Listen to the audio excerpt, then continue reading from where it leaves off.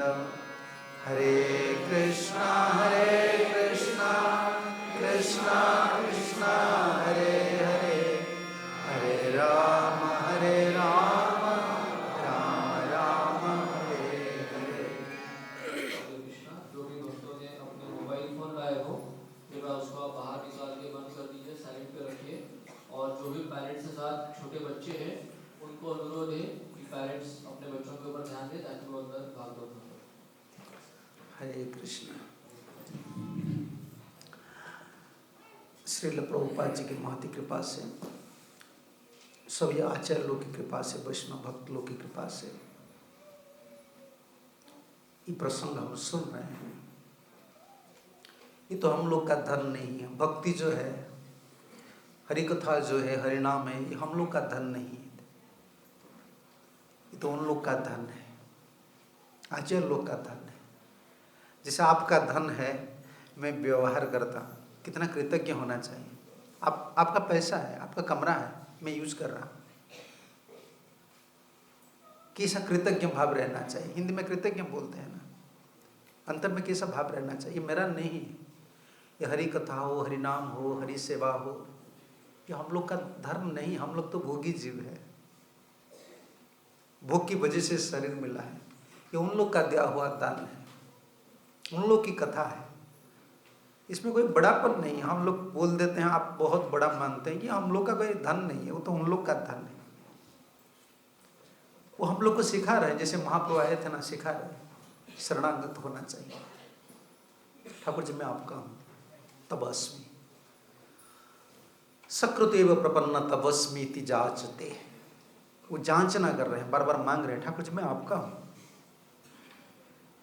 देखो कितना बार हम बोलते मेरा बेटा है, मेरा देश है, मेरा पिताजी है, मेरापन कितना लगाते हैं हम लोग। इतना ठाकुर जी से नहीं लग रहा है। हम लगाते हैं क्या, मैं भगवान का हूँ, मैं गुरु जी का हूँ। ये अभिमान हम लोग का नहीं है। और ये अभिमान के सिवा भजन करना भी बहुत मुश्किल है कलयुग में। एक शब्द है, प्रबोधानंद सरस्वती ने लिखे हैं, मैं महाप्रभु को यही प्रार्थना की है, हम हीन साधक हैं।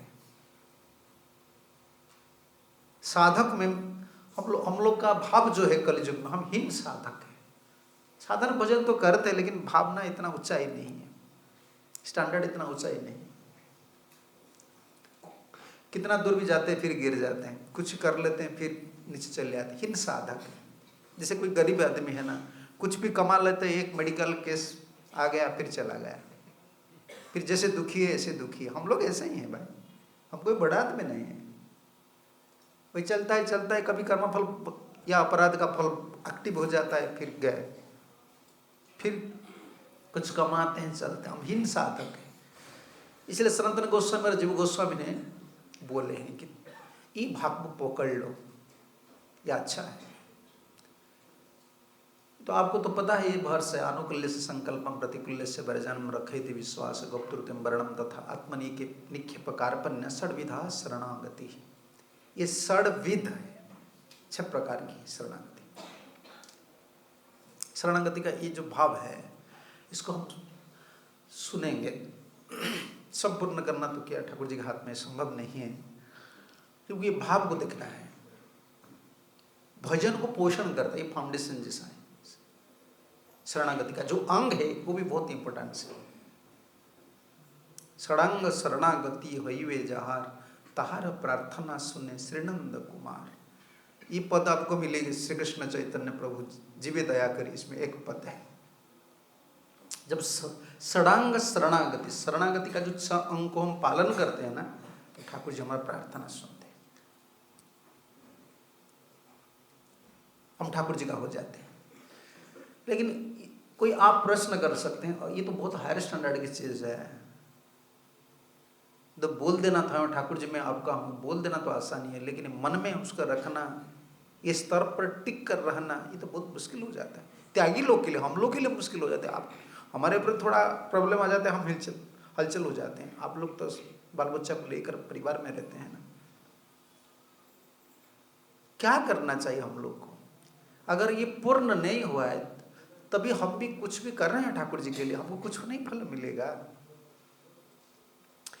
सनातन गोस्वामी हरिभक्ति विलास में लिख रहे हैं 11 चैप्टर 4:1-4 में, इयं च बुद्धियं विदद्भि शरणापति लक्षणम वाचा हृदा च तन्वापि कृष्ण का श्रेणमी ही यथ।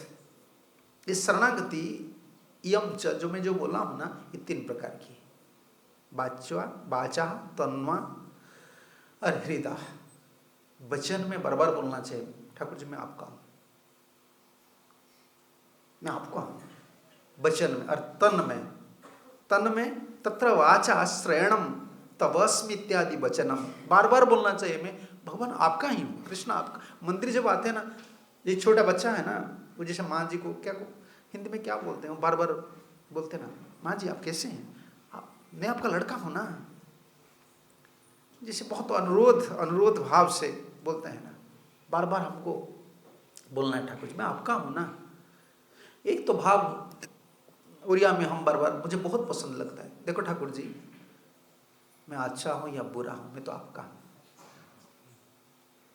लड़का अच्छा होता है या बुरा होता है तो माँ जी का है ना।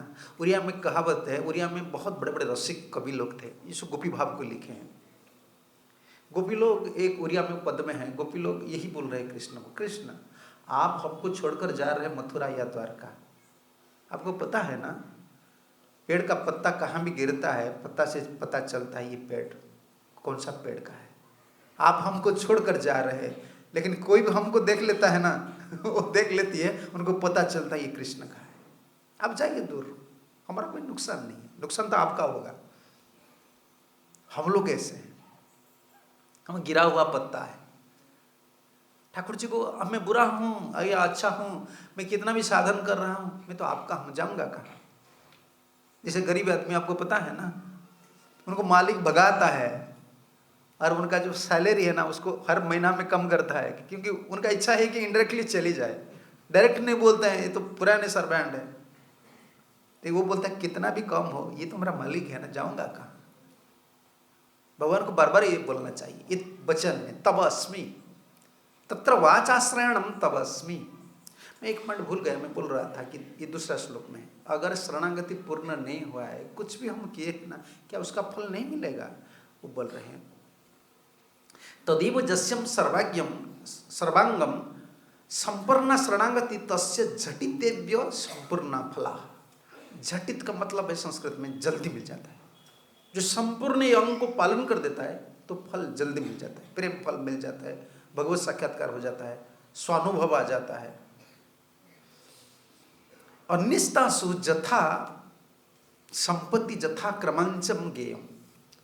दूसरा जो है ये छठवां अंग जो पूर्ण रूप से पालन नहीं किए, उनका शरणागति के हिसाब से उनको फल मिलेगा, इसमें कोई नुकसान नहीं। आप कुछ देखो, हमको हमारा कोई सरेंडरनेस है कि नहीं, हमारा कुछ भी है ना, इसलिए ठाकुर जी हमको पकड़ कर रखे हैं। जब ये भी चला जाता है ना, ठाकुर जी छोड़ देते हैं। आज जितना दिन हम ठाकुर जी की दया से भक्ति योग में है, शोलोमाला कर रहे हैं, तिलक लगाना, प्रसाद लेना, ये गुरु वैष्णव की दया है ना, वो हमको पकड़ कर रखे हैं ना। एक खिंचाई करती है और एक पकड़ कर रखती है। एक पकड़ कर, दोनों हमको पकड़े हैं, 2 हाथ है ना, 2 हाथ को पकड़कर हमको दोनों रखे हैं। और कमर का साथ, इसको हिंदी में पेट बोलते हैं ना, ये कमर का साथ पेट को कोई पकड़कर पीछे आपको वो खिंचाई करती है, तो कितना मुश्किल चीज है। समझ रहे हैं ना, हम लोग का हालत ऐसे। माया बिल्कुल गोद में लेने के लिए कोशिश कर रही है, आ जाओ मेरा गोद में, आ जाओ सो जाओ। हमारा गुरु जैसे बोलते हैं कत दिनों, हाँ ये पद है ना, जीव जागो गोरा चांद बोले, कतो निद्रा जाबो माया पिशाचीर कोले। गोद में कितना दिन तुम सोएंगे, ये सही बात है ना। वो गोद में सुलाने के लिए वो कोशिश कर रही है हमको, आ जाओ मेरा गोद में सो जाओ। और इधर गुरु और कृष्ण 2 हाथ को पकड़ कर रखे, तुम मत जाओ। तब तो अभी तक है ना, सुलोमाला हो रहा है, प्रसाद ले रहे हैं, तो एडवांस बात छोड़ दीजिए, ये तो सब एडवांस टॉपिक है। पहले तो जीना मुश्किल हो रहा है। कई जन्म से माया की गोद में हम सोए, और इस जन्म की माया का आकर्षण है ना, ये जगत माया का है। तो हमारा कुछ शरणागति का भाव है, इसलिए आज तक हम जिंदा है। भक्ति योग में बोलते हैं ना जिंदा, जो अब जी कर रहे हैं ना, उनके आशीर्वाद है। इसमें कोई प्राउड, हमारा कोई गर्व नहीं है, कोई क्रेडिट नहीं हम लोग का। फल के हिसाब से मिलता है झटित्य, वो जो पूरा शरणागति को पालन करता है उनको जल्दी फल मिल जाता है। इस शरणागति का 3 विभाजन है, हम सुन रहे थे। तत्र वाचा शरणम तबस्मीति वाच्यम इति वचनम। वचन में बार बार बोलना चाहिए कि मैं आपका हूँ ठाकुर जी, मैं आपका हूँ। किसको बोलना है? दुनिया को नहीं बोलना है। हम प्रवचन देते हैं, लोग को बोलते हैं ना मैं भक्त हूँ, बाहर लोग को हम बोल देते हैं, लेकिन भगवान के सामने बोलना मैं आपका हूँ, ये बहुत देख लीजिए, जो कुछ भाव बाहर से होता है और ठाकुर जी के सामने आ जाता है ना, सब भूल जाते हैं। ठाकुर जी के सामने बोलना मैं आपका हूँ, आप मुझे बल दीजिए, बुद्धि दीजिए, ज्ञान दीजिए, मैं आपके लिए कुछ कर सकता हूँ, ये प्रार्थना भाव नहीं रहता है। वचन में बार बार बोलना चाहिए, भगवान को बोलना चाहिए। और जब भी हम प्रवचन देते हैं, जब भी कुछ करते हैं ना, वही मैं ठाकुर जी का, बल हमारा कुछ नहीं है।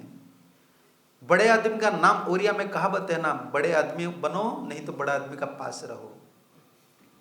ओरिया में बहुत अच्छा कहावत है, इसमें भागवत है। ओरिया का कहावत ही भागवत है, क्योंकि गांव गांव में भागवत लोग पढ़ते थे। बड़े आदमी बन जाओ नहीं तो बड़ा आदमी का पास रहो। कौन सा आसानी है? बड़े बन सकते हैं हम, बड़े भक्त नहीं बनेंगे तो बड़ा भक्त का पास रह जाओ, प्रभुपद का आश्रम में रह जाओ। हम लोग का यही फॉर्मूला है।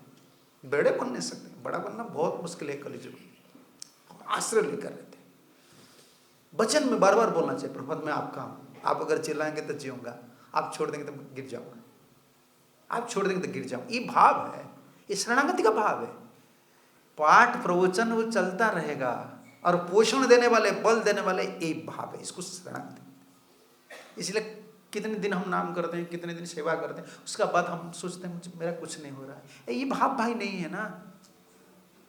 सब कर देने का, जैसे जो कुकिंग करती है या वो करता है, वो ठाकुर जी, प्रभु जी देखो मेरा चेतना कितना गंदा है, फिर आप गुरु जी ने सेवा दी, आप अगर नहीं लेंगे तो मैं क्या करूँगा? कितना दिन उपवास आप करेंगे? कर लीजिए, लेकिन मेरा धर्म तो मेरा गुरु जी का आदेश में पालन करूँगा। आप फास्टिंग करना है, मेरा हाथ से नहीं लेना, मत लीजिए, मैं क्या करूँ? ठाकुर जी भावग्राही होते हैं ना, भाव ग्रहण करते हैं। ये तो चलता रहेगा। साधन भजन ये प्राकृत भूमिका में चलता है। हम प्राकृत भूमिका में है ना, मन इधर उधर जाता है, शरीर आज अच्छा नहीं है तो भजन भी अच्छा नहीं होता है। लेकिन सबका दोष को निकालने वाले हैं इस शरणागत का जो भाव है। ये सब में लगेगा, कीर्तन में लगेगा, अर्चन में लगेगा, वंदन में लगेगा, प्रवचन में, श्रवण में, कीर्तन में। ये भाव को लेकर हम जिएंगे। वचन में बार बार बोलना चाहिए। अरे मनसाश्रयणम तस्यैव अहम इत्यादि चिंतनम, मैं उनका हूँ। मनसाश्रयणम, मन में आश्रय लेना चाहिए, मन में शरणागति होना चाहिए। कुछ भी मन तो भला बुरा कुछ भी सोचता है, कभी कभी पेसिमिज्म आ जाता है, फिर तस्यैव अहम, तस्य एव एवकार लगे है ना, मैं सिर्फ भगवान का हूँ, मैं उनका हूँ ना, और क्या करूँ? मैं जिसका हो गया तो हो गया। ये तो हमारा जीवन है। हम लोग का जीवन कैसा है? एक उदाहरण मैं जब देखता हूँ, बचपन में देखा था ना, अभी आजकल तो नहीं होता है। यज्ञ होता है ना, कभी कभी पशु जो है, बकरी है या कोई पशु है, उसको बलि बोलता है ना हिंदी में, उसको बलि देने के लिए और रखे गए। वो क्या सोच रहे हैं? कभी भी मेरा गर्दन कट जाएगा, लेकिन वो इधर उधर ही खड़ा है, उधर ही लोग देखेंगे उसका गर्दन कट जाएगा, लेकिन वो रेडी है हर मोमेंट में। हम लोग का जीवन ऐसा है, हम यज्ञ पशु हैं। गुरु जी पशु जैसा है। गुरु जी का जो यज्ञ है, ये सेवा यज्ञ में, ये हमको आहुति देने के लिए हर पल पर हमको रेडी होना पड़ेगा। चाहे गर्दन कटे, चाहे हमको पुजारी ने बहुत कुछ प्रशंसा करे, कुछ भी करे, हम यज्ञ पशु हैं। हमारा ये जीवन है। तस्यैव अहम इत्यादि चिंतनम, मन में यही चिंता रखना चाहिए, मैं गुरु जी का हूँ, आचार्य लोग का हूँ, प्रभुपद, मैं गंदा हूँ, गंदा आदमी हूँ या अच्छा आदमी हूँ,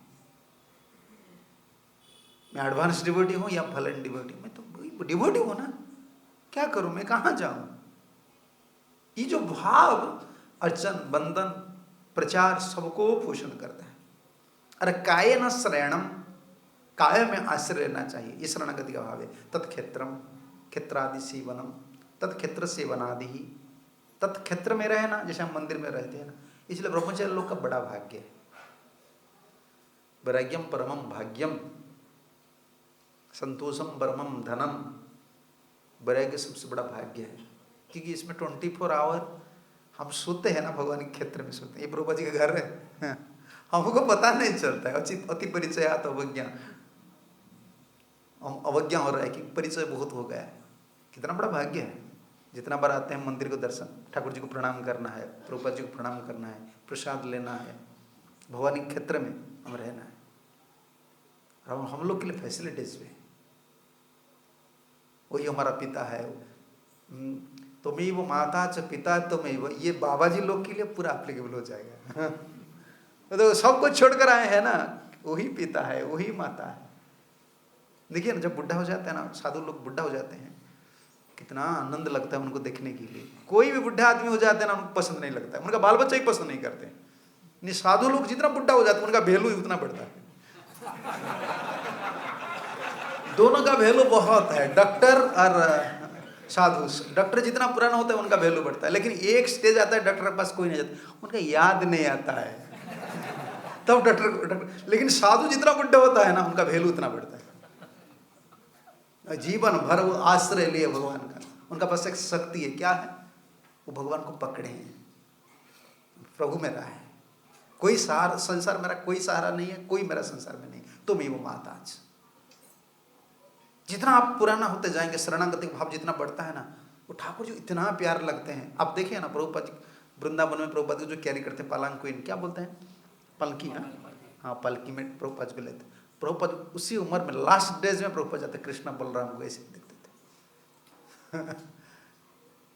सब कुछ छोड़कर ठाकुर जी का पास आए थे ना। अरे ठाकुर जी इतना प्यार लगते थे। अंतिम स्टेज में प्रभुपाद जी डिजायर था ना, नहीं नहीं मुझे जाना है, तुम व्यवस्था करना। और वो जो विदेशी भक्त प्रभु जी प्रभुपाद के शिष्य लोग थे ना, वो तो सब इंजेक्टेड, अंग्रेजी में एक शब्द है, समझ रहे हैं ना, इंजेक्टेड। हिंदी में क्या हो सकता है मुझे पता नहीं।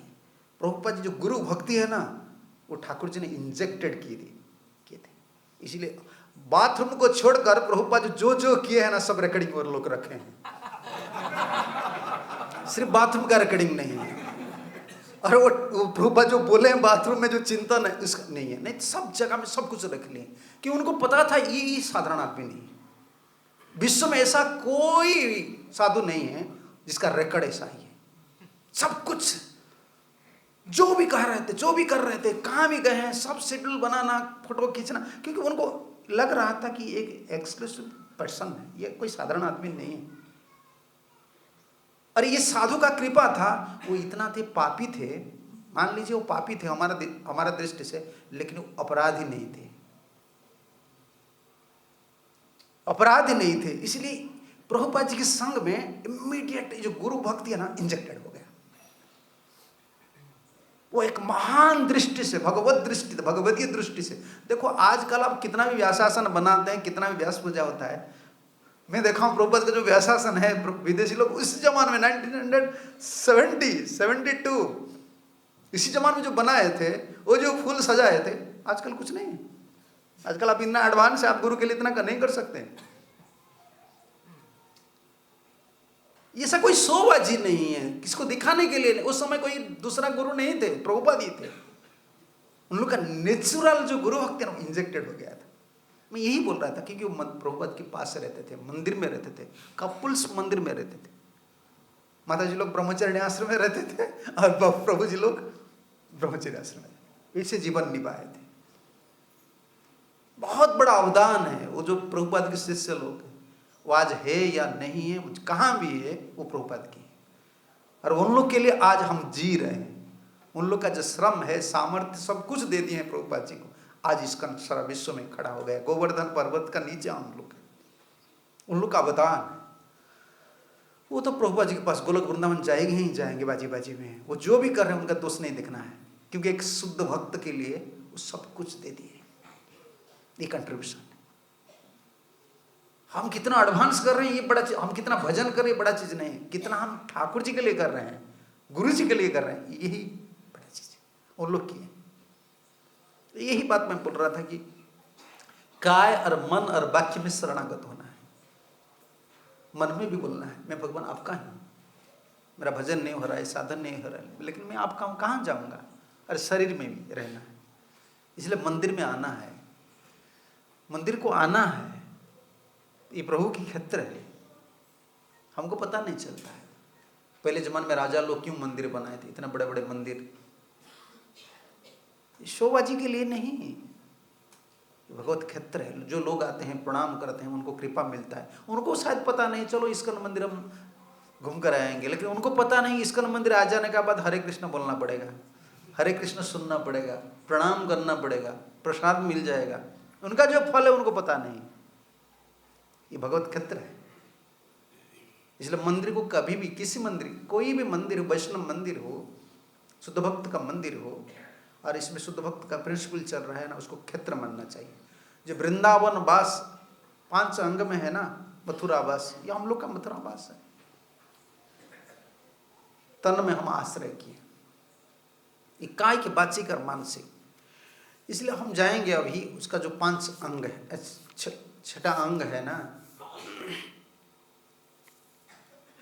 भक्ति विनोद ठाकुर जी का जो संघ है, आप देख लीजिए।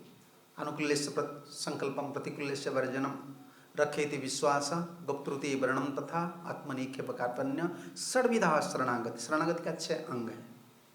क्या क्या मैं बोल देता हूँ, उसका बाद हम सुनेंगे एक पर एक। पहले क्या, अनुकूल्यस्य संकल्पम, भजन के लिए आप देख लीजिए, ऊपर उठा लीजिए। अनुकूल्यस्य संकल्पम, संकल्प क्या रहना चाहिए, भजन का जो अनुकूल है, गुरु सेवा हरि भक्ति का जो अनुकूल है, इस संकल्प रहना चाहिए। और प्रतिकूल से वर्जनम, दोनों बराबर चलना चाहिए। जो प्रतिकूल होता है ना, उसको छोड़ना चाहिए। प्रतिकूल भजन के लिए जो है, देखो ये एक मुश्किल व्यापार है। कभी कभी इसको सुनने लगा तो हम सेंटिमेंट हो जाता है, ठीक है मेरा पति अपोज कर रहा है, मैं पति को छोड़ दूंगा। कोई सोच रहा है मेरा नौकरी ये बहुत प्रॉब्लम हो रहा है, प्रतिकूल हो रहा है, उसको मैं छोड़ दूंगा। देखो, अनुकूल से संकल्पम प्रतिकूल से वर्जनम, उसका बाद रखे थी विश्वास, उसका बाद ये सबसे बड़ा इंपॉर्टेंट है। इसमें 6 में एक अंग है, और ये सब ब्रांचेस, जैसे पेड़ है ना, पेड़ का क्या इसको बोलते हैं, ट्रंक और ब्रांच। हिंदी में ट्रंक क्या बोलते हैं उसको, तना, उसका बाद शाखा है। इस गुप्तृत वर्णम इंपोर्टेंट है। अंग्रेजी में क्या लिखे गुप्तृत वर्णम को, थोड़ा दिखा दीजिए। गुप्तृत वर्णम, yes, in being the guidance like the father और हस्बैंड और मास्टर और मेंटेनर, गुप्तृत वर्णम, ये अंगी है और सब अंग है। ये जब तक ये स्थिति पर हम नहीं आए ना, अनुकूल से संकल्पम प्रतिकूल से वर्जन, ये मन धर्म हो जाएगा। मनमाफी हम कर लेंगे, फिर बाद में प्रॉब्लम आ जाएंगे। पहले स्टैंडर्ड हम लोग का होना चाहिए, Krishna is my maintainer and protector, like guardian, father, husband, master, maintainer. Guru ji से सुनकर, ठाकुर जी का सेवा करके इस स्थिति पर पहले उसको जाना है, Krishna is everything for me. तब तो अनुकूल्य से संकल्पम, तब हम कर सकते हैं। नहीं तो हमको कंसल्ट करना है गुरु जी से, वैष्णव लोग से, क्या फेवरेबल है आप बताइए। कभी कभी ज़्यादा श्रम होता है, ज़्यादा लेबर होता है, हम सोचते हैं हाँ मैं छोड़ दूंगा। छोड़ देने का बाद 24 आवर क्या करेंगे, 24 आवर थोड़ा भजन करेंगे, नहीं, ये मुश्किल हो जाता है। इसलिए गुरु जी से, सीनियर डेवोटी वैष्णव से कंसल्ट करना चाहिए। प्रतिकूल से वर्जनम, सब कुछ है। प्रहलाद महाराज का प्रतिकूल था कि नहीं? प्रहलाद महाराज के पास कोई डेटी नहीं था, कोई पिक्चर नहीं था, इसलिए वो चिंतन कर रहे थे। असुर समाज और कोई साधु संग नहीं था, फिर वो छोड़े नहीं। विभीषण ने अंतिम दिन तक वो वेट किए, बाद में छोड़े। देखो उनका पास क्या प्रतिकूल नहीं था। चाहे प्रतिकूल हो रहे हैं, लेकिन मेरा शरणागति का भाव बढ़ रहा है कि नहीं। हम प्रतिकूल क्या सोचते हैं, जो हमारा माइंड और बॉडी को फेवरेबल नहीं होता है ना, सोचते हैं प्रतिकूल। मेरा माइंड इधर जमता नहीं है, ऐसा नहीं होता है, मैं छोड़ दूंगा इसको। अरे भजन का प्रतिकूल हो रहा है कि नहीं, देखो शरीर का प्रतिकूल होता है, मन का प्रतिकूल होता है, छोड़ देते हैं। हमको पता नहीं। हमारा गुरु जी कहा करते, भाई तुम कहाँ जाएंगे, तुम जहां भी जाओ तुम्हारा मन तुम्हारा साथ है और तुम्हारा कर्मफल तुम्हारा साथ है। इधर जो जहाँ अगर आप मुंबई में चले जाए, चाहे भुवनेश्वर जाइए, कहाँ भी जाए, वृंदावन जाइए, कर्मफल तो जाता है और पागल मन में जाता है साथ में।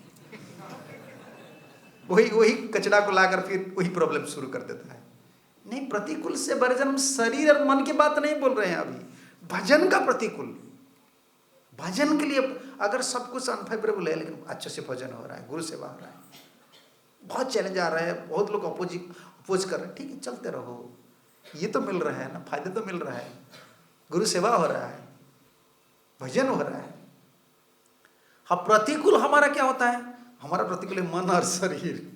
इसलिए गुप्तरूते वर्णन जिन लोग का अधिकार है, उस स्टेज पर है, वो खुद ही कर सकते हैं अनुकूल्य क्या है, प्रतिकूल क्या है।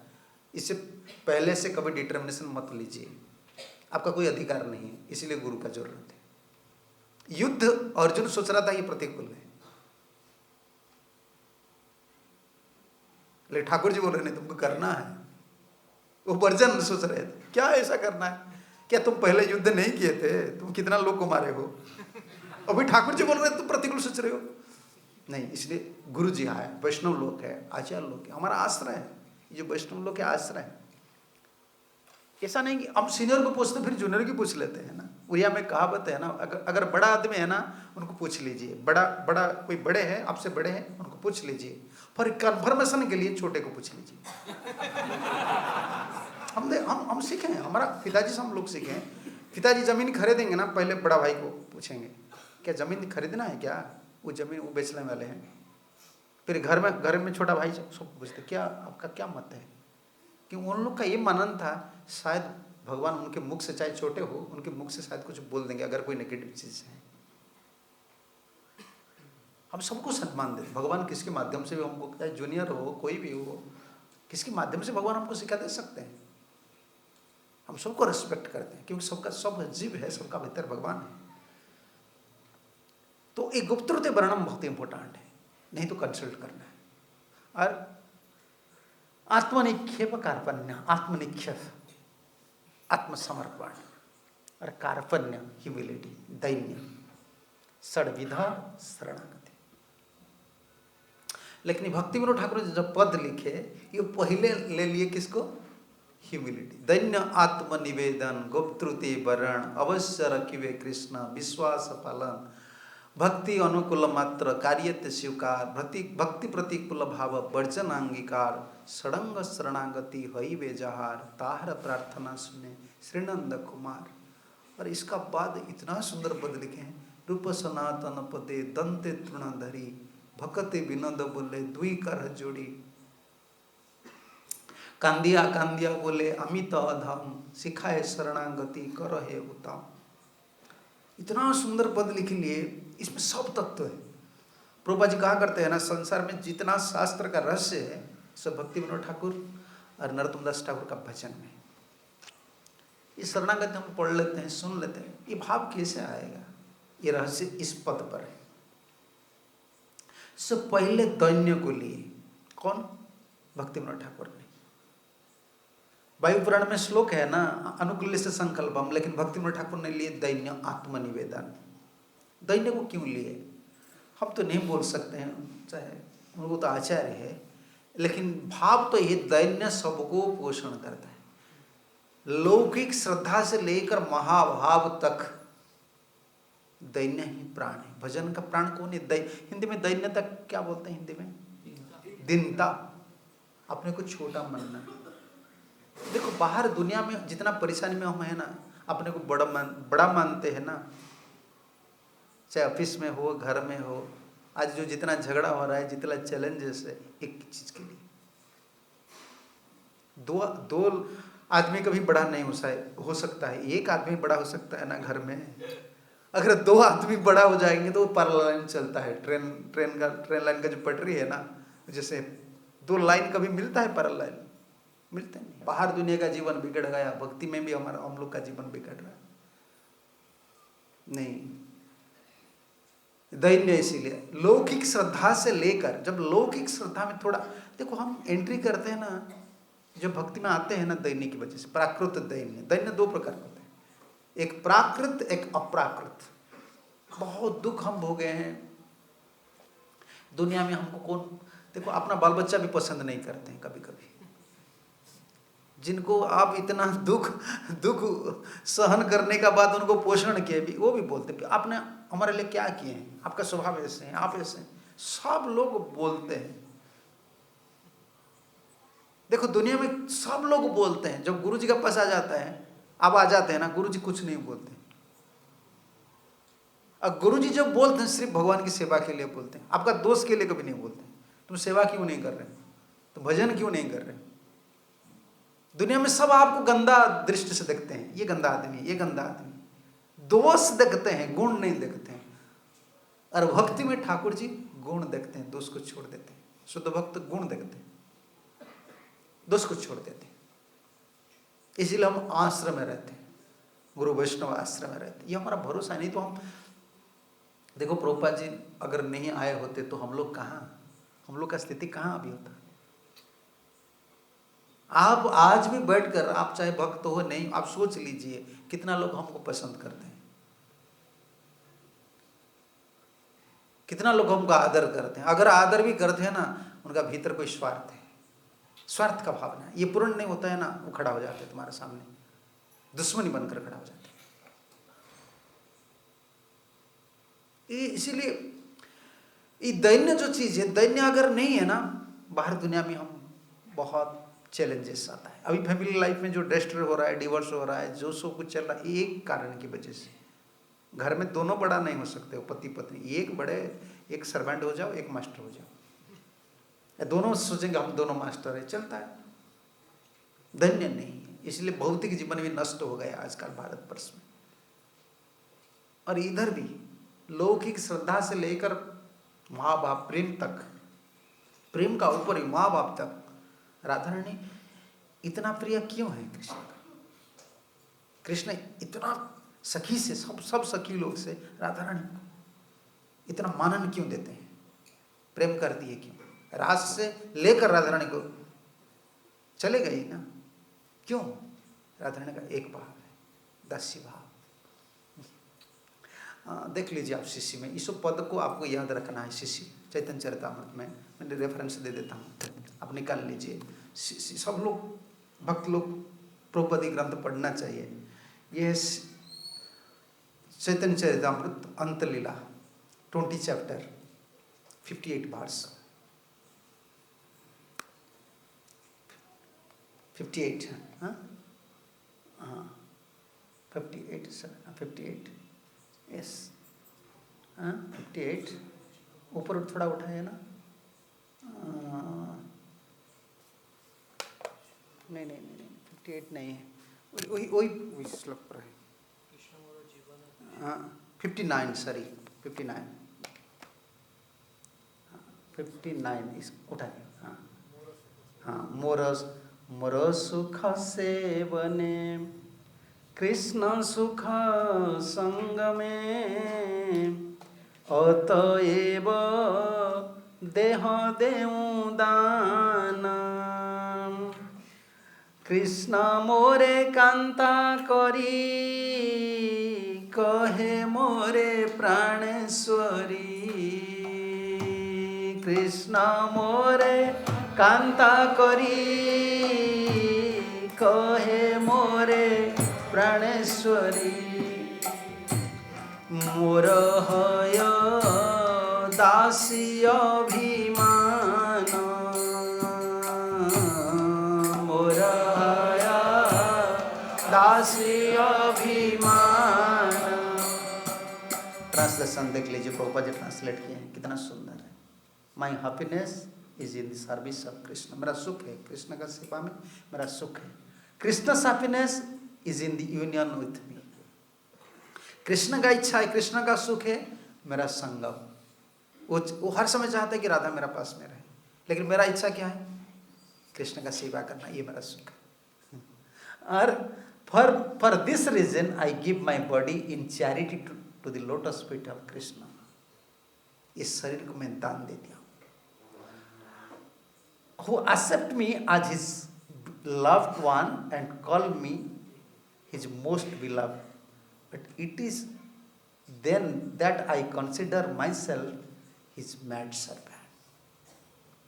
कृष्ण करे प्राण प्राण, कृष्ण यही बोलते हैं कि तुम प्राण का, तुम मेरे प्राण हो, राधे तुम मेरे प्राण हो। राधे क्या बोलती? मैं सर्वेंट हूँ। दैन्य है, गोलक में अभिमान नहीं है, फलसिफा नहीं है ना गोलक। ये शरीर मिला है तो अहंकार की वजह से है ना, और कर्म भी जो चल रहा है ना ये अहंकार की वजह से। ब्राह्मण जैसा वो सोचता है मैं सात्विक आदमी हूँ, मुझे ठाकुर पूजा करना चाहिए, और अहंकार की वजह से वो कर्म कर रहा है। सब कुछ ये अहंकार इस दुनिया को चला रहा है। अभी हम भक्ति में क्या कर रहे हैं? हम अहंकार की वजह से कर्म नहीं कर रहे हैं। मैं भगवान का भक्त हूँ, ये अहंकार नहीं, ये रियल लोग है, ये अभिमान है। एक अहंकार है, अहंकार बाहर दुनिया में लगता है, और ये अभिमान है। ये अभिमान नहीं रहता ना, भक्ति का पोषण नहीं होता है। क्या अभिमान है? मैं गुरु जी का हूँ, मैं ठाकुर जी का हूँ, मैं कृष्ण का हूँ, ये अभिमान है। अभिमान में पोषण होता है। और आपको पता है ये अभिमान जितना पकता है ना उतना दैन्य आता है, उतना दैन्य आता है। दैन्य भक्ति का प्राण है। सो महाभाव राधा रानी, मदनाख्य महाभाव राधा रानी का स्टेज उज्जवल नीलमणि में रूप गोस्वामी लिखे, उस स्तर पर कोई नहीं है, सिर्फ राधे। दूसरा सखी का भी अधिकार नहीं है मादनाख्य स्तर पर। और उस स्तर पर भी क्या है? दैन्य है। और कोमल श्रद्धा इसे भी दैन्य है। इसलिए भक्ति विनोद ठाकुर ने पहले दैन्य की व्याख्या की। और भजन जो हम भजन करते हैं ना, कभी कभी उनका जो सीक्रेट्स है, समझ रहे हैं ना, जो गुप्त रहस्य है, तत्व है, पढ़ाई तो कर लेते हैं, बोल भी देते हैं, लेकिन कुछ रिवील नहीं होता है, कोई प्रकट नहीं होता है, कोई भाव ऐसा नहीं आता है कि हाँ सामने कोई दिखाई नहीं देता है। जब ये दैन्य हो जाता है ना, सिद्धांत सब प्रकट हो जाता है। साधक जीवन में सबको पता चलता है, सब कुछ आ जाता है। और दैन्य ऐसा होता है ना, दैन्य में गुरु जी को हम सुखी का, गुरु जी का अंतर का जो भाव है शिष्य को कब पता चलता है? योग्यता में पता नहीं चलता है, क्वालिफिकेशन में पता नहीं चलता। क्योंकि क्वालिफिकेशन आ जाता है ना, हमारा ये भाव होता है कि मुझे सब कुछ पता है, मैं गुरु जी का सेवा कर रहा हूँ, मैं क्वालिफाइड पर्सन हूँ। दूर हो गया ना। बड़े आदमी का पास छोटे आदमी रह सकता है, बड़े आदमी का पास हम बड़े हो सकते हैं, तो ये बड़ा भाव हो गया ना। ये दैन्य कैसे हम प्राप्त करेंगे बाद में सुनेंगे। देखिए दैन्य का क्या फायदा है। दैन्य ये भक्ति का, ये शरणागति का अंग है। दैन्य में क्या होता है? गुरु जी का अंतर का जो भाव है, इसे गुरु जी का बात को लेकर हम डिसएग्रीमेंट होता है कभी कभी। प्रभुपा जी का बात को लेकर डिसएग्रीमेंट नहीं, डिसएग्रीमेंट हम अंदर नहीं गए हैं ना। देख लीजिए, एक छोटा उदाहरण में आपको पता चल जाए। आप मान लीजिए करोड़पति है या एक बहुत बड़ा आदमी है, तो आपका जो धन है मैं कैसे प्राप्त कर सकता हूँ? कौन सा क्वालिफिकेशन में हो सकता हूँ? अगर दूसरा करोड़पति बन जाएगा भी, मैं अगर बन जाऊंगा भी, फिर आप शेयर नहीं करेंगे आपका जो जैसे कमाए हैं जो है। अगर मैं हाथ पकड़कर आपका पास पड़े रहूँगा और बार बार बोलूँगा थोड़ा बता दीजिए ना, थोड़ा बता दीजिए ना, ह्यूमिलिटी से मैं कुछ कमा सकता हूँ। बड़ा आदमी का पास कुछ कम लेना है ना हम लोग को, देख लीजिए छोटा हो जाता तो मिल जाता है, और दूसरा कोई उपाय नहीं। क्योंकि आप अगर क्वालिफाइड हो जाता ना, बाहर दुनिया में देखिए, आप अगर आपका क्वालिफाइड पर्सन होकर या आपका जो योग्यता आप दिखाते हैं ना, वो मान लेता है ये ईगो पर्सन है, नहीं इगोइज्म है। कभी कभी मैं देखा हूँ फ्लाइट में वो तो 45 मिनट से पहले वो लग कर देते हैं, क्या सो लगेज वगैरह जो पहले आपको देना पड़ता है ना, तो बंद कर देते हैं आप बिफोर 45 मिनट्स। और कभी कभी पूरा सब डोर लॉक हो गए, सब लोग बैठ गए हैं, तो उस समय तक बिल्कुल छोड़ना नहीं है, अब सब बंद हो गया है ना सब। कोई के आदमी पीछे रह जाते हैं कोई के माँ जी, छोटे छोटे बच्चे हैं, वो ऐसे रोते हैं सामने, देखो देखो मेरा टिकट चला जाएगा मेरा, वो ऐसे रोते हैं, फ्लाइट रुकना पड़ता है। और दूसरे दूसरे आदमी मैं देखा हूं, उनके लिए वो 2-3 बार अनाउंस कर देते हैं, फिर छोड़ देते हैं। वो 2-3 बार अनाउंस करने के बाद छोड़ देते हैं, वो रुकते नहीं। और जो माँ मैं देखा विदेश में ऐसा हुआ, एक अफ्रीकन माता जी, 2-3 लड़के थे, वो फ्रैंकफर्ट में आ रहे थे, इंडिया। फ्रैंकफर्ट में कहाँ, फ्रैंकफर्ट में डायरेक्ट आ रहे थे मुंबई। उनका तो हालत बिल्कुल खराब हो गया, वो ईसा अप्रोच कर रही थी, रुकना पड़ा, पूरा स्टार्ट हो गया था, रुकना पड़ा। फिर वो इतना रो रहे थे, और छोटे बच्चे, माँ जी रो रहे हैं और बच्चे भी रो रहे हैं, जाएंगे कहाँ, प्रिंसिपल टूट जाता है। देखो भगवान की बहुत प्रिंसिपल यही होता है ना, तुम प्रेम प्राप्त करेंगे तो मेरा राज्य में प्रवेश करेंगे, गोलोक वृंदावन। ये तो भगवान की ला है, प्रेम मिलेगा तो तुम मेरा पास आएगी, क्योंकि मेरा स्टैंडर्ड तो प्रेम है। लेकिन इनसे रोना धोना करके हम भीतर घुस जाएंगे, हमारा और कोई रास्ता नहीं है, हम लोग के लिए कोई रास्ता नहीं है। हम तो जो योग्यता हमें प्रेम प्राप्त करके जाना मुश्किल है, ऐसे रोएंगे, कुछ शरणागति का भाव लेकर ठाकुर जी गुरु जी हमको कृपा कर देंगे, वो दे देंगे, ठीक है तुम जाओ, हो जाओ। इसको ही प्रभुपाद जी ने बोले बैकडोर की, और बैकडोर की का मतलब यही है भाई। हर जगह में बड़े बड़े आदमी का पास 2 रूल्स होता है, समझ रहे ना आप, जनरल रूल होता है और स्पेशल रूल होता है। पीछे हर समय बैकडोर है, जो खास आदमी होते हैं ना उनको भीतर हम ले आते हैं। जैसे जन्माष्टमी में भीड़ होता है ना, जो खास आदमी होते हैं ना उनको पीछे लाकर ठाकुर जी के दर्शन करके हम ले जाते हैं, सब जगह में है। तो अगर इस दुनिया में भगवान के पास नहीं है क्या, भगवान के पास है। तो यही हम लोग का धंधा है। लेकिन हम आए हैं प्राकृत दैन्य की वजह से आए हैं, भीतर घुसे हैं। बाहर दुनिया हमको अच्छा नहीं लगा, और दुनिया में हमको कोई भी पसंद नहीं कर रहे थे, कोई ममता दे रहे थे हम लोग को, कोई नहीं, स्वार्थ के लिए, चाहे पति हो कोई भी हो।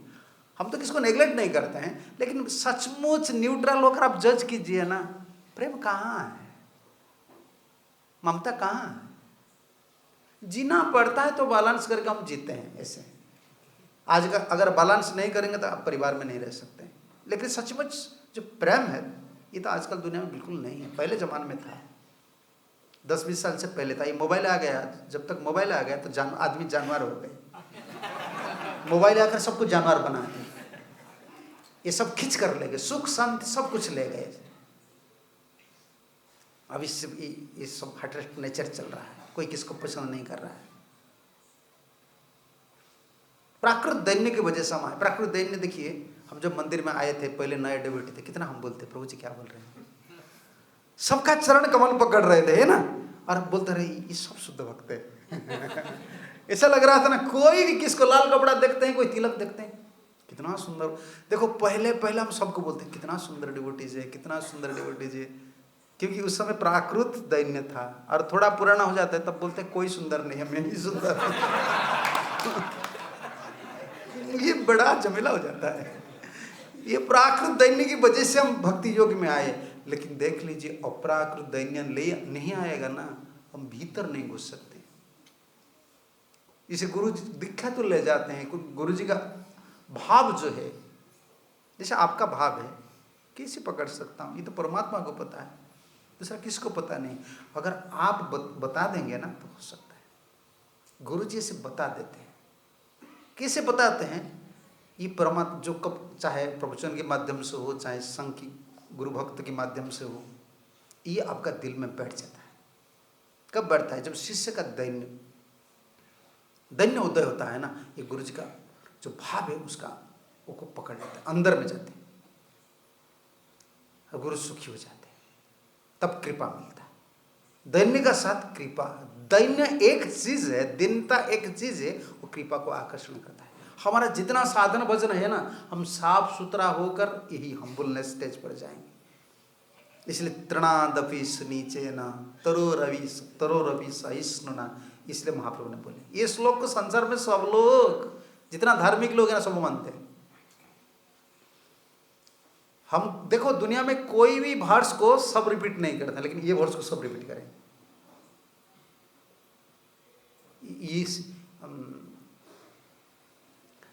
भक्ति सिद्धांत श्री ठाकुर प्रभुपाद जी महाराज कहा करते थे, ये जो वर्ष है इसको पहले गला में एक माला करके डालो, उसका बाद हरिनाम करो।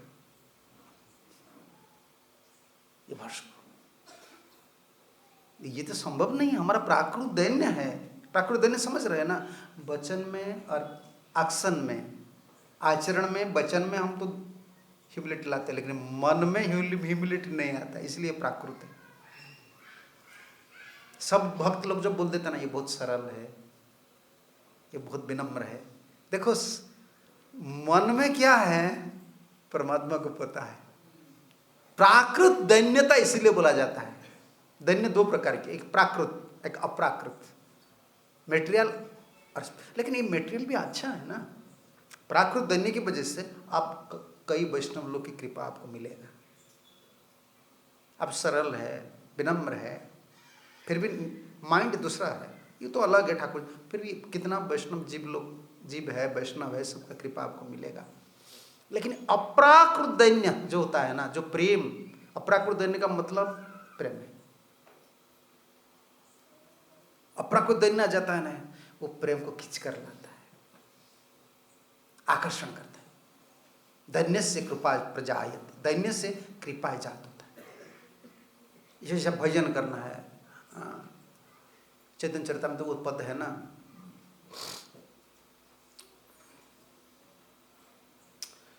भक्ति धर्म पोष, एक श्लोक है।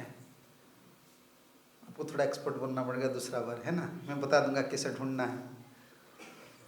मैं एडवांस नहीं हूँ, आप लोग पढ़ाई आदमी है, मैं इसको यूज करना नहीं सिखाता हूँ, हमको सिखाए विदेशी भक्त लोग ने। भक्ति धर्म पोष बहुत सुंदर है, ये चैतन्य चरितामृत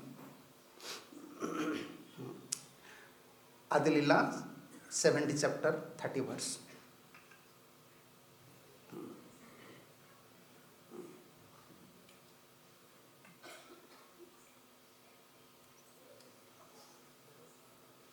ट्वेंटी सिक्स से स्टार्ट है, इधर से स्टार्ट है।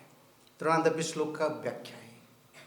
भक्ति जो धर्म है उसको पोषण कौन करता है? दैन्य। तृणाहैते नीच हया सदा लबे नाम, अपने निरभिमाने अन्य दीवे मान। ट्रांसलेशन देख लीजिए, इस प्रभुपाद का डायरेक्ट ट्रांसलेशन प्रभुपाद ने लिखे हैं। To chant the holy name always, one should be humble than grass in the street and devoid of all desire for personal honor, but one should offer others all respectful obeisances. उसका बाद तरुसम सहिष्णुता वैष्णव करिवे, version ताड़न कारे किछु ना बोलिवे। सब extra thing is there. इसमें वैष्णव लोग को कोई ताड़न करता है, भर्सन करता है, कुछ नहीं बोलना। जैसा पेड़ को हम काट देते हैं, पिटा भी करते हैं, फल फूल ले आते हैं, कुछ नहीं बोलना है। ये अपराकृत दैन्य है। गुरुजी बोलते हैं, कोई भी बोल लेता है, कितना दुख होता है अंतर में। बोलते नहीं है, दुख होता है कि नहीं? दिल टूट जाता है। एडिवुड, हाँ, yes, even if he rebuke or chastise, he should not say anything to other to relate. काटिले न तरुजे न किछु ना बोलय, सुकाइया मैले कार पानी ना मागय। For even if one cut a tree, it never protects. पेड़ को जब काटते हैं वो कभी बोलता है आप क्यों काट रहे हैं, आप पानी मुझे कभी नहीं दिए हैं, काट रहे हैं। मैं एक किताब पढ़ रहा था, नया डिवोटी था जो किताब को पढ़ा था, आज तक मेरे दिल में हुए, बहुत अच्छा लगता है। पेड़ को आप पिटाई करते हैं ना, पत्थर वगैरह फेंकते हैं ना, वो बोलता है भाई तुम मार रहे हो कुछ भी ले जाओ। फूल नहीं देता है, फल नहीं देता है, तो एक पत्ता गिरा देता है, तुम ले जाओ। तुम इतना पिटाई किए हो ना। छोटे छोटे बच्चे वो आम के लिए देखे ना आप, कितना कोशिश करते हैं, तो पत्ता भी गिरा देते हैं, वो ये भाव को पकड़ रहे हैं। पेड़ बोलता है भाई पत्ता एक ले जाओ, खाली तुम नहीं जाना है मुझसे। और एक आचार्य बोल रहे हैं इतना सुंदर है, हम कब वैष्णव बनेंगे, तो ये पढ़ लेने से दिल टूट जाता है, ये गुरु की कृपा के सिवा ये नहीं हो सकता, हम कैसे ऐसे बनेंगे। अपराकृत दैन्य ये लादिनी शक्ति का वृत्ति है। इस जगत का दैन्य इस जगत का संपत्ति नहीं है, ये गोलक का संपत्ति। जो गोलकवासी है ना, उनका अंतर में ये है, उनकी कृपा से सब कुछ मिलता है। जश्य प्रसाद का मतलब कहाँ भी घूम फिर कर जाइए उधर ही आ जाएगी। कोई भी प्रिंसिपल ना, कृपा की बल है। नेचुरल तो हम लोग का पास नहीं, हम सहन नहीं। गुरु जी हमको बोल देते तो इधर उधर थोड़ा हम रुक जाते हैं। और एक बाबू लिखे हैं, पेड़ को जब हम काटते हैं ना, पेड़ गिरने के समय का आवाज देखिए ना, आवाज लगा, जब गिरता है ना आवाज लगाता है। तो इसमें एक आचार्य भाव में लिखे हैं, देखो वो आवाज करके बोल रहे हैं जो काटने वाले को, तुम मुझे काट रहे हो ठीक है, मैं अभी गिरने वाले हूँ, तुम थोड़ा दूर में रहो, नहीं तुम्हारा नुकसान हो जाएगा। ये वैष्णव है, ये वैष्णविज्म है। हम लोग तो नाम मात्र की वैष्णव है, और प्रभुपाद जी की दया से हम जी रहे हैं। लेकिन ये जो फिलोसफी है ना, अपराकृत दैन्य की चीज है, और गुरु की कृपा से किसका अंतर में ये आ गया ना, उतर आया, वो हो गए गोलकवासी हो गए। दैन्य ही प्रेम है, दैन्य ही वैराग्य है, दैन्य ही भूषण है। ये तो भूषण अपराकृत दैन्य जिसको मिल जाता है। अब एक लेक्चर में पढ़ रहा था, कन्वर्सेशन देख रहा था, ट्रांसक्रिप्शन में शायद देख रहा था,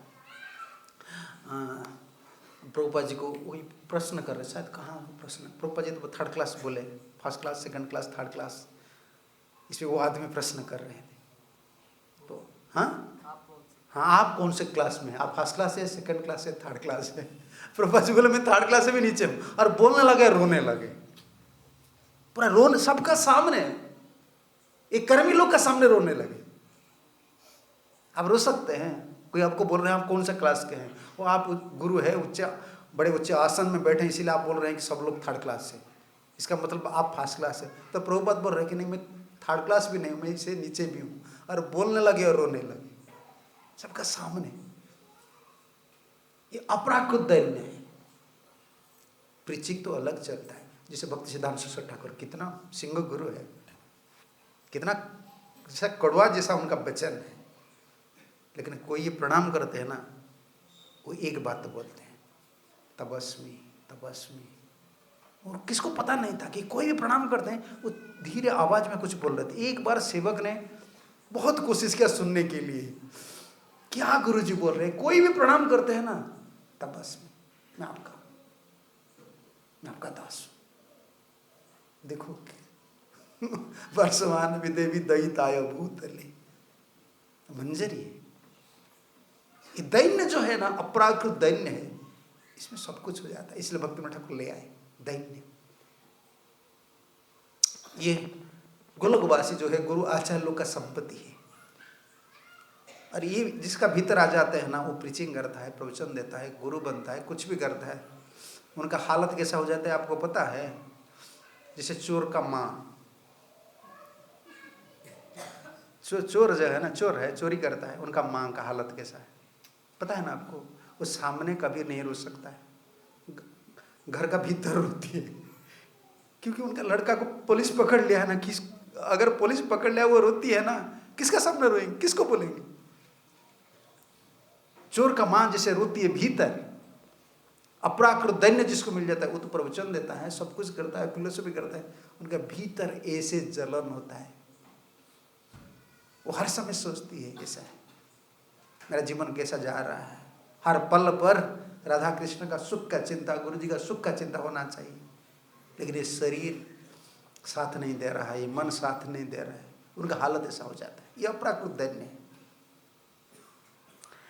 For even if one cut a tree, it never protests, and even if it is drying up and dying, it does not ask anyone for water. इसका ऊपर उठाइए। ए मत वैष्णवकार किछु ना मागिब, अजाचित वृत्ति की बासा का फल खाइब। ये Vaishnava should not ask anything to anyone. Vaishnava किसको नहीं मांगना चाहिए। हम भगवान के लिए मांग रहे हैं, हमारे लिए क्या मांगना है। हमारे लिए तो मांगना है कोई जरूरत नहीं। वृंदावन में जाएंगे तो इतना भंडार मिलते हैं, बंदर भी केला नहीं खाता है। आपका घर में हर दिन पूरी होता है क्या? पूरी बोलते हैं ना, पूरी हलवा। बंदर भी नहीं खाता है वृंदावन में।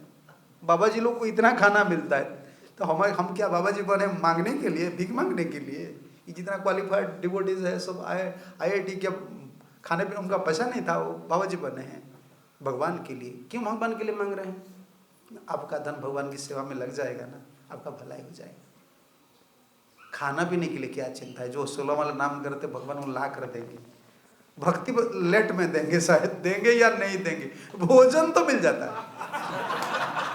इतना मिलता है कि खाने के लिए, तो खाने के लिए ताकत भी नहीं होता है, पका नहीं सकते आप। ये भोजन के बाद छोड़ दिए। भोजन आच्छादन चिंता वृथा करवंती वैष्णवा जो सब विस्मर प्रभु कथम भक्तानुपैक्ष्यते।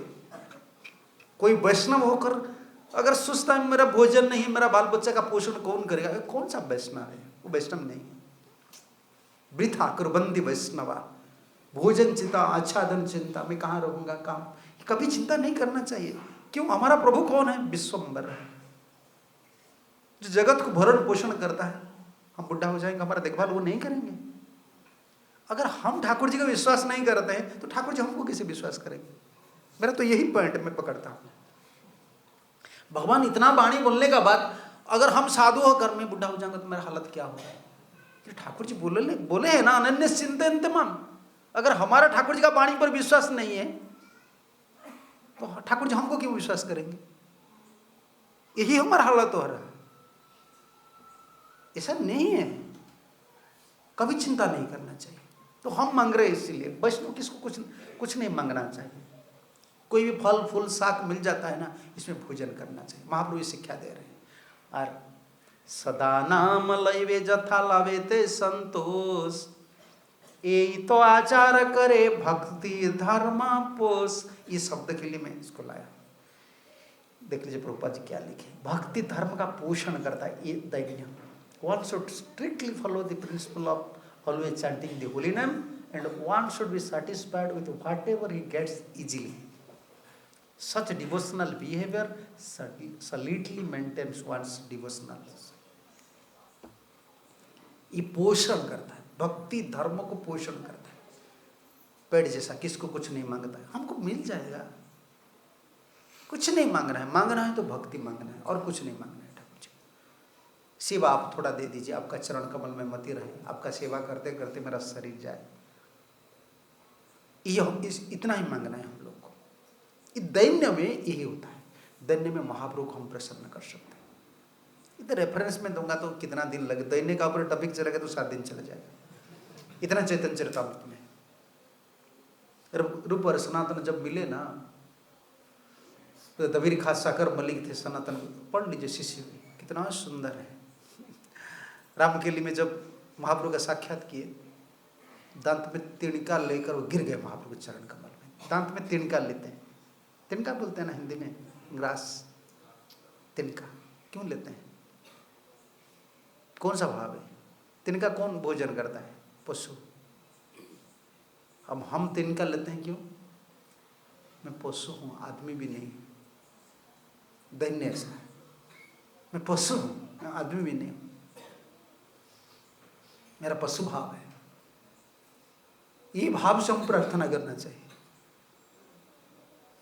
जानवर का भीतर इतना द्वेष नहीं है। देख लीजिए, हम पशु नहीं है क्या भाई? बड़ा पढ़ाई आदमी, बाहर आदमी को हम नहीं बोलते, हम तो बाबा जी लोग, हम तो पशु है, हम भक्त लोग तो पशु, हमारा स्वभाव एनवियस नेचर है ना। दूसरे को हम आश्चर्य आ जाता है, क्रोध आ जाता है। पशु में इतना नहीं, पशु में क्रोध है, वो पीछे पीछे ईमेल में नहीं लिखते हैं। पशु कभी ईमेल में, फेसबुक में पोस्ट नहीं करते हैं, व्हाट्सएप में किसका विरुद्ध में पोस्ट नहीं करते हैं, शेयर नहीं करते हैं। हम जो खतरनाक काम करते हैं ना, हम पशु से भी गिरे हुए हैं। वो लड़ाई करता है तो लड़ाई करता है, क्रोध है, बस कुछ फाइटिंग हो जाता है, फिर चला जाता है वो लोग। हम कहाँ, हम पशु नहीं है क्या? पशु से गिरे हुए पशु। अरूप सनातन ऐसे प्रार्थना कर रहे थे। जगा ये मादा ये होते कोटि कोटि गुण, अधम पतित हम दोनों भाई ना जगाई माधाई से करोड़ करोड़ गुना से हम पति थे। क्यों? जगाई माधाई तो ब्राह्मण कुल में जन्म लिए थे। तो हमारा स्टैंडर्ड क्या है?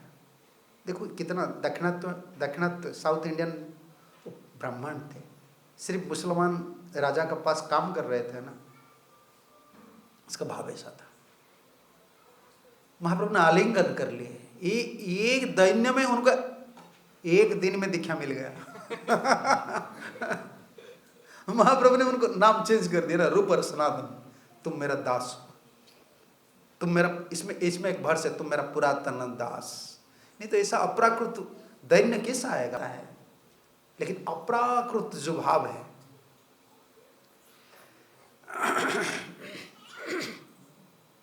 भक्तिविनोद ठाकुर के भजन याद आ गया।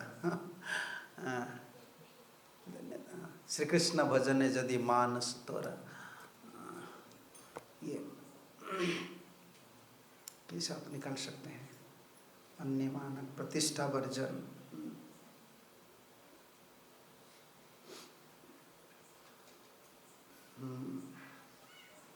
आप निकाल सकते हैं? हाँ दैन्य, इसमें श्री कृष्ण कीर्तन यदि मानस तोरा, संग में आपको वैष्णव भजन में एक्सपर्ट बनना पड़ेगा। वैष्णव अगर आपको सचमुच वैष्णव बनना है ना, प्रभुपद सॉन्ग बुक्स इसीलिए लिखे, कृष्ण कीर्तन यदि मानस तोरा, ये श्री कृष्ण कीर्तन यदि, श्री कृष्ण कीर्तन, इसमें रेफरेंस यही है, सॉन्ग बुक्स में है। ठीक है, बाद में आप नहीं श्री कृष्ण सॉन्ग बुक्स नीचे है, श्री कृष्ण कीर्तन यदि मानस तोरा, मिलना मुश्किल हो जाएगा। ठीक है, हाँ मानस तोहार, तोहार,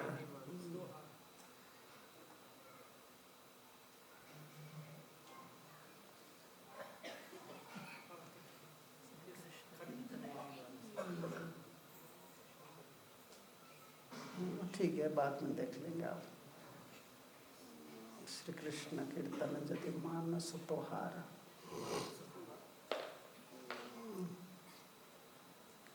इसमें एक पौधे में गा लेता हूँ, आप देख लीजिए।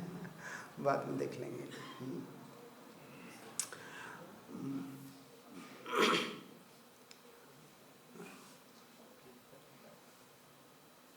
ये स्त्रणदेव सुनिचन का भाव उधर ही है। जीवन निर्वाहे आने उद्वेग न दीवे, जीवन निर्वाहे आने उद्वेग न दीवे, पर उपकारे निज सुख पासरी,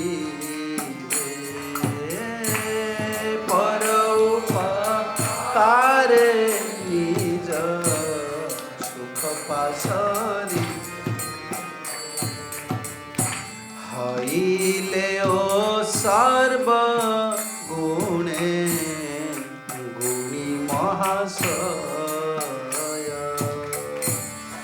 हईले ओ सर्व गुणे गुणी महाशय,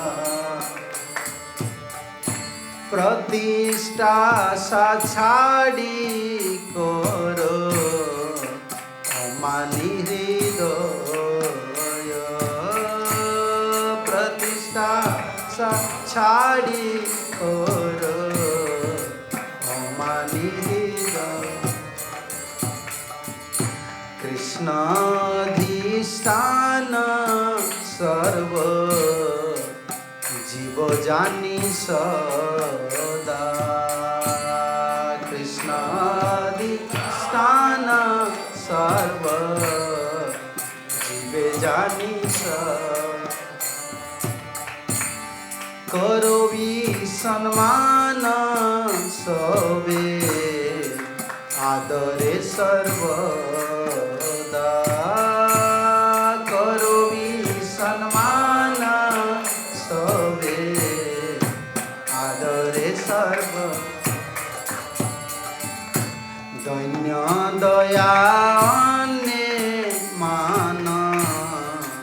प्रतिष्ठा वर्जन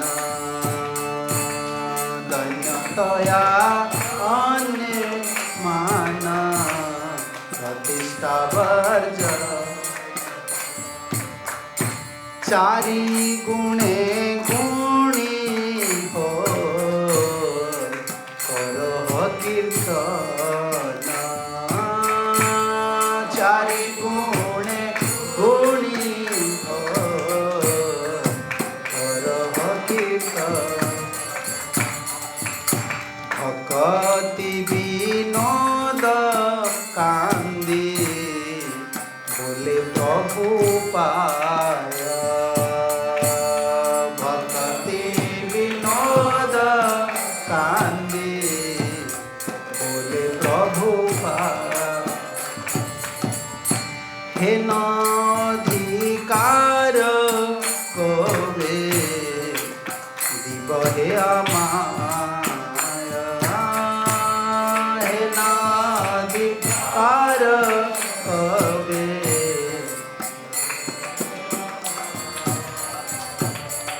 ये भजन आपको देख लेना है। श्री कृष्ण भजन यदि मानस तोहार, इसमें एक पद है, अंतिम पद का ऊपर पद है दैन्य दया अन्य मान प्रतिष्ठा वर्जन चारि गुणे गुणी होई करो हो कीर्तन। भगवान के नाम कीर्तन करने के लिए हमको तो ये 4 गुण चाहिए। पहला है दैन्य, दूसरा है दया। दैन्य से भगवत कृपा हम गुरु वैष्णव की कृपा हम प्राप्त कर सकते हैं, और दया से अपराध नहीं होता है। दया भाव आ जाता है ना तो अपराध नहीं होता है। दया से ये रिलेटेड है, अपराध का भाव उदित नहीं। हम दया जब करते हैं अपराध होता है क्या? अपराध नहीं होता। दूसरे का दोष हम नहीं देखते, और अन्य मान दूसरे को सम्मान देते हैं, क्योंकि भगवान का अंदर में भगवान सुखी हो जाते हैं। और प्रतिष्ठा वर्जन, सब करने के बाद खुद को बड़ा नहीं मानते। ये 4 गुण चाहिए। चारि गुणे गुणी होई करो हो कीर्तन, ये 4 गुण चाहिए। ये दैन्य जो है ना, हरिदास ठाकुर जगन्नाथपुरी आए थे, सब भक्त लोग। दैन्य का क्या प्रसंग है, बहुत बड़ा बड़े प्रसंग है चैतन्य चरितम। सब भक्त लोग आए, महाप्रभु जी को सब दर्शन कर रहे थे, और महाप्रभु ढूंढ रहे थे हरिदास कहाँ है।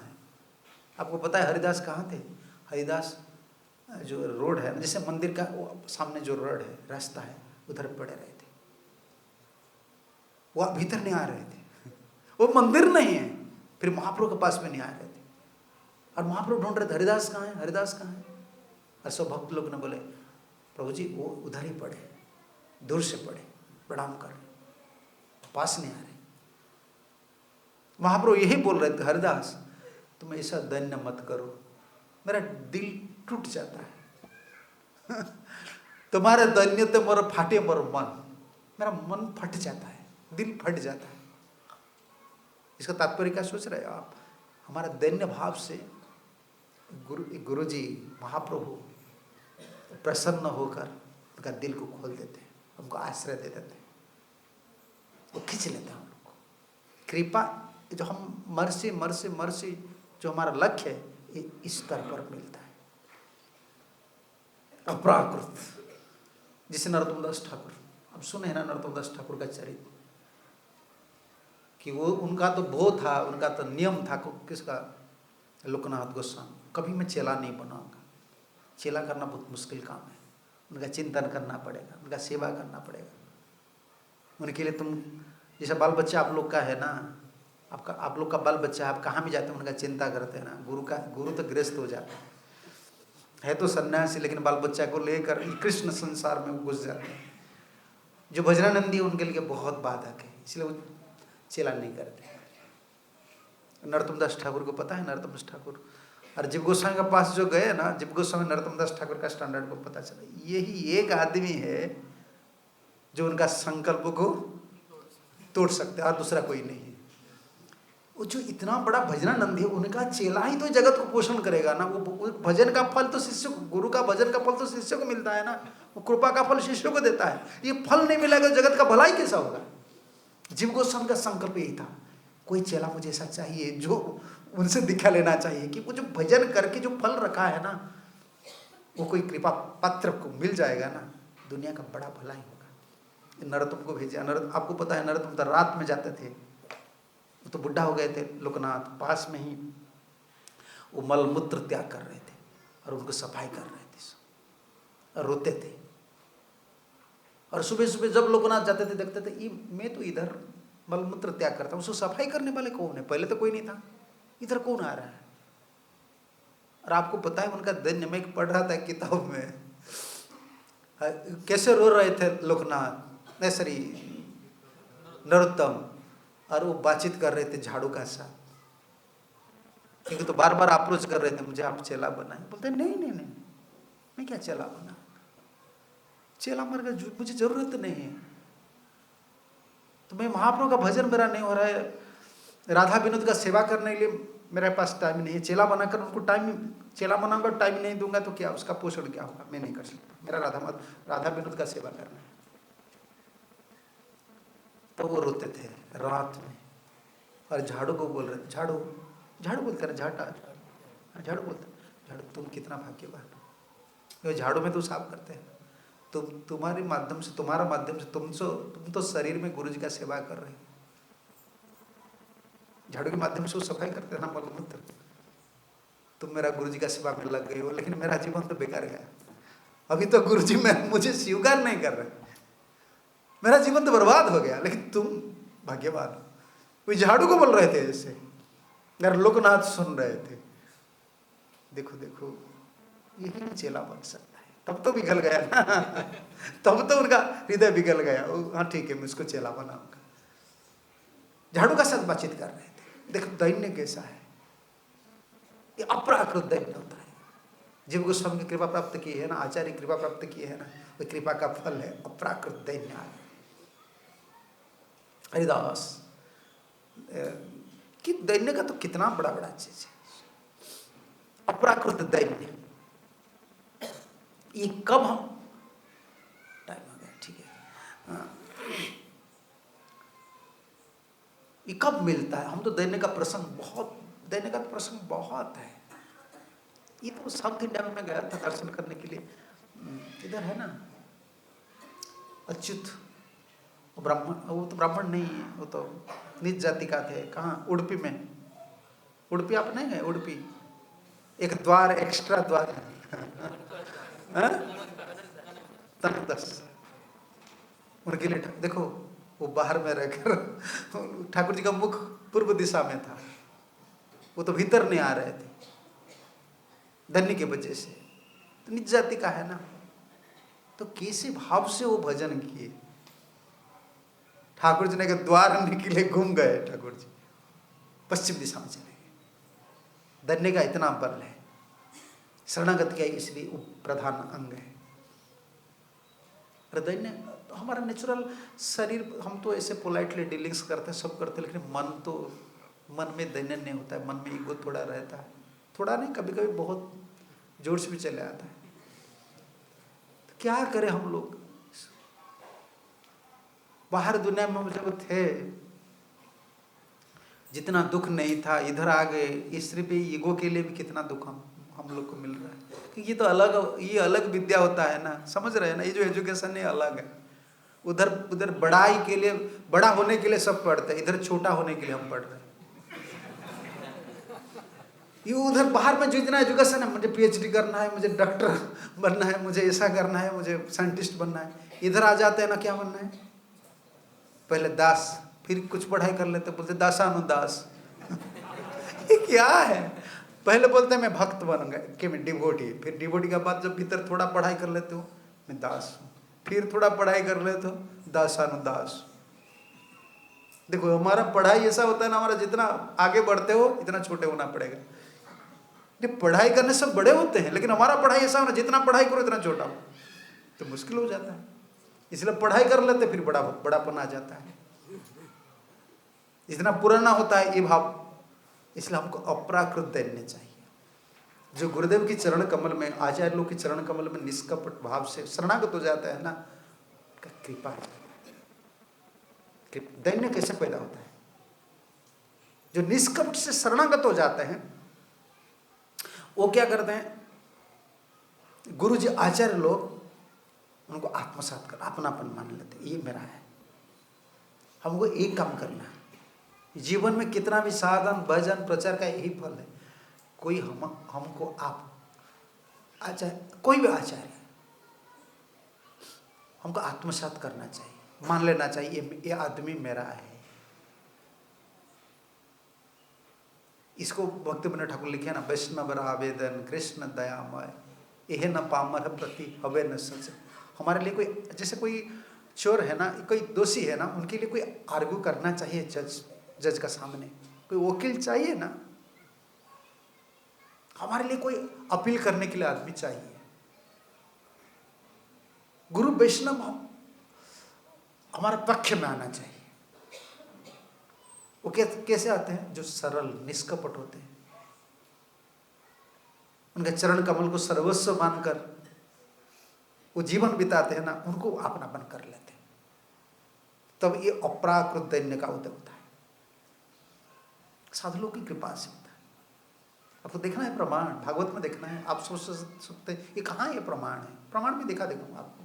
भागवत में चलिए 119 श्रीमद् भागवतम फर्स्ट कैंटो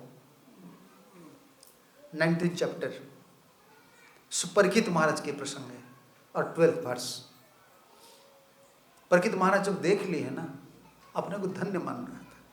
अरे धन्य भी कैसे देख लीजिए, अहो वयम धन्यतमान रूपाणम महत्तमानुम ग्रहणीय शीलम राज्ञम कुल ब्राह्मण पाद शौचात दुरात विसृष्ट्यम तव गृह कर्म।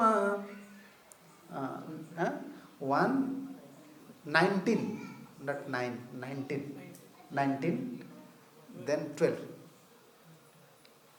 12 नहीं है क्या? ऊपर थोड़ा देखिए ना, 11 है क्या? कभी कभी हम ढूंढता हूँ ना, हाँ यही है 11। हाँ नहीं ओहो वयम धन्यतम 19 में लिखा हूँ, शायद भूल लिख लिया हूँ क्या? 119 12 या 13 देख लीजिए, 13 थोड़ा देख लीजिए ना। हाँ नहीं 13 ट्रांसलेशन देख लीजिए। परीक्षित महाराज जब देख लिए, the Fortune king said, indeed we are the most grateful of all kings who are trained to get favor from the great souls। इस साधु लोग को देख लिए ना, हम राजा लोग हैं, हमारे पास कोई नहीं आते हैं। साधु लोग राजा लोग के पास नहीं जाते हैं, धनी लोग के पास नहीं जाते हैं। वो लिखे है ना, generally you suggest consider the reality as refuse to be rejected and left in the distance place. ये प्रभुवच का ट्रांसलेशन। लेकिन मेरा जीवन तो धन्य हो गया। ये अभिशाप देखो, अभिशाप जिनको हो जाता है, ब्राह्मण अभिशाप है ना, ब्रह्माभिशाप हो जाता है, कोई उनका मुख नहीं देखता है। लेकिन मैं इतना धन्य हूँ, इतना मुनि ऋषि लोग को देख लिए ना, धन्यतमम। क्यों आप लोग क्यों आए? मेरे वजह से नहीं आए। मेरे वंश जो पांडव लोग थे ना, सब भगवान के भक्त थे। इसका भाव यही है, वो खुद को बड़ा नहीं मान रहे, वो खुद को बड़ा नहीं मान रहे।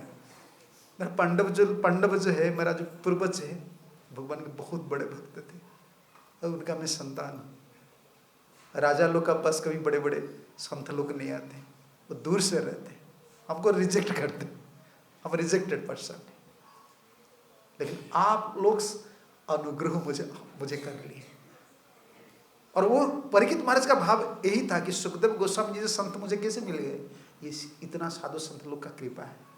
सुखदेव गोस्वामी 7 दिन उधर एक स्थान पर रह गए। सब संत लोग का भाव यही है। वो गुरु जी को इतना मनन करते हैं, साधु लोग को इतना बड़ा दृष्टि से दर्शन करते हैं ना, उनका कृपा चले आता है। तब ये अपराकृत दैन्य का होता है।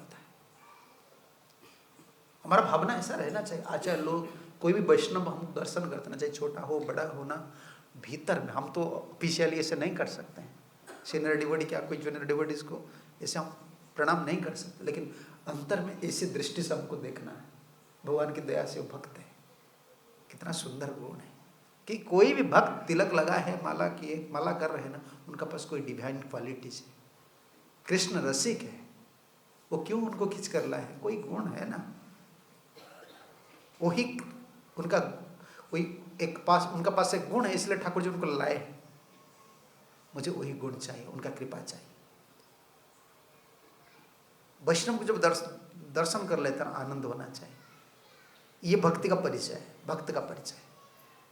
आपको कैसा पता चलेगा? गुरु संतुष्ट है, आचार्य लोग संतुष्ट है, भक्ति देवी संतुष्ट है, जब वैष्णव आपको अपनापन लगते हैं।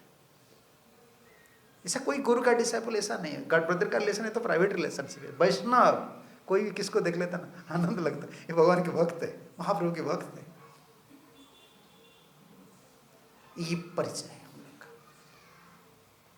और एक भक्त देख लीजिए 1:18:11 1:18, ये है सुत गोस्वामी का समान भाव। 11 या 12 मेरा ऐसा होता है क्या बीच बीच में? नहीं ऐसा, और या 17 देख लीजिए ना। 17 मेरा लिखना तो ऐसा ही हो जाता है कभी कभी। 17 देख लीजिए ना। नहीं, कहाँ गया वो वर्ष? 1:18 ओहो वयम जन्म भृतम, ऊपर थोड़ा देख लीजिए ना, कहाँ गया? ठीक है जी, ठीक है, आप देख लीजिए वो श्लोक। सुत गोस्वामी 18 ना, हाँ 18, मेरा बीच बीच में ऐसा होता। 1:18 ना, वर्ष भी 18 है क्या? अच्छा,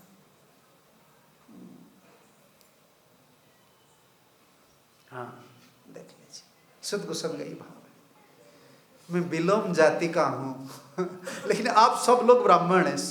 सोनक जितना ऋषि लोग थे ना, सब ब्राह्मण, और सबका सामने जाति पाति का बात बोल रहे। सुखदेव गोस्वामी का अपराकृत कृपा प्राप्त की है ना। सुखदेव गोस्वामी ने बोला था ना, सुत गोस्वामी तुम कलियुग में भागवत बोलेंगे। वो एम्पायर्ड हो गए थे, लेकिन देखो सबका सामने क्या बोल रहे हैं। ओहो वयम जन्म भृताद्यास्मम वृद्धान वृत्यापि विलोम जाता दोष्कुल्यमाधिम विदनोति शीघ्रम महत्तमानम विधान योगम। ट्रांसलेशन देख लीजिए। मेरा जन्म तो सफल हो गया, मैं विलोम जाति का था। सुत Goswami said, "Oh God, although we are born in a mixed caste, we are still promoted in the birthright simply by serving and following the great who are advanced in knowledge. Even by the conversing with such great souls, one can, without delay, clean oneself of all disqualification resulting from the lower paths." सबका सामने प्रवचन देने वाले ऐसा बोलेंगे, मैं विलोम जाति का हूँ, अपराकृत दैन्य है, सबका सामने बोलते। ये तो दैन्य ऐसा एक चीज होता है ना, ये ऐसा भाव उदित भगवान भगवत राज्य की चीज होता है ना। जिन लोग का जितना प्रेम होता है उन लोग का इतना दैन्य भाव है।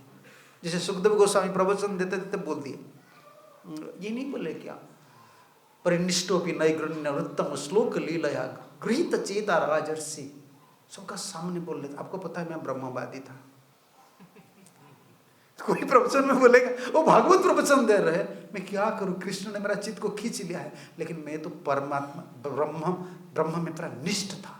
परिनिष्ठोपि नैगुण्य उत्तम श्लोक लीला, कृष्ण का जो लीला है ना, उस श्रवण करने के बाद मेरा दिल कृष्ण ने खींच कर लिया, लेकिन मैं ब्रह्मवादी था। ये सब दैन्य का भाव है अप्राकृत दैन्य होता है।